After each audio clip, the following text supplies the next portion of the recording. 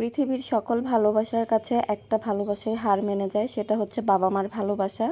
আর সেই ভালোবাসাটা হচ্ছে একদমই নিঃস্বার্থভাবে ভালোবাসেন বাবা মারা। আমার কাছেও তেমনই মনে হয় যে সন্তানরাও হয়তো বাবা মাকে সেরকম নিঃস্বার্থভাবেই ভালোবাসেন বা ভালোবাসাটা উচিত।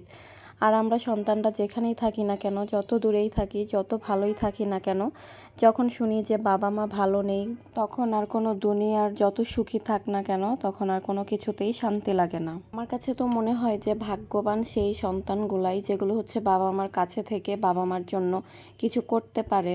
একটা সময় দেখা যায় যে দূরত্বের জন্য আমরা অনেক কিছুই করতে পেরে উঠতে পারি না, ঠিক সময়ে দেখা যায় যে বাবা মার পাশেও থাকতে পারি না। এটা যে একটা ছেলে বা মেয়ের জন্য কতটা আফসোস বা হচ্ছে কতটা কষ্টকর, সেটা হচ্ছে একটা ছেলে বা মেয়ে ছাড়া কেউ অনুধাবন করতে পারে না। আসলে আমরা লাইফে যে যেখান থেকে ভালো থাকি না কেন, কিছু কিছু সিদ্ধান্ত খুব বুঝে শুনে বা হচ্ছে সব কিছু ম্যাটার করে এরকমভাবেই নেওয়াটা মনে হয় বুদ্ধিমানের কাজ হবে। সেটাই, সেজন্যই আমি পৃথিবীর সকল বাবা মার জন্য যে যেখানেই থাকেন না কেন ভালো থাকেন, সুস্থ থাকেন, আমি এটাই দোয়া করি। আসলে লাইফে না নানান রকম পার্ট থাকে, আর সেটা হচ্ছে আমরা এক একজন এক এক রকম দিক থেকে বিলং করে থাকি।